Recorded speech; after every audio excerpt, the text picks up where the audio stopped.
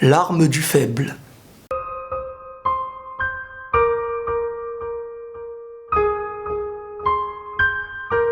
Tout le monde a un vécu, et tout le monde a le droit d'être triste. Le fort n'est pas celui qui est devant tout le monde, le fort c'est celui qui se relève après chacune de ses chutes. Et qui est le faible dans cette histoire? Celui qui tombe?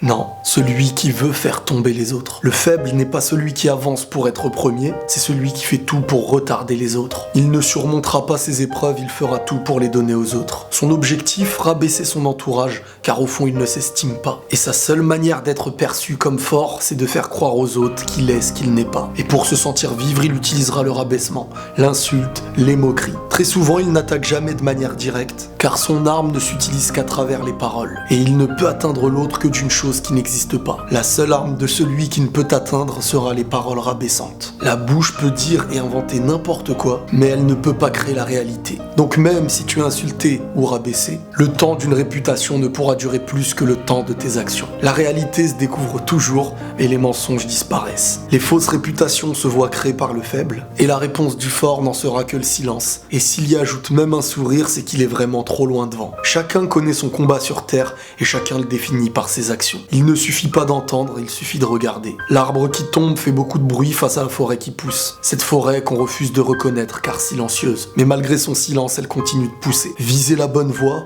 on ne vous encouragera pas. Il y a trop de risques que vous nous passez devant. Vise le mal, on sera derrière toi. Car tu risques d'être plus bas que moi. Voilà la pensée du faible.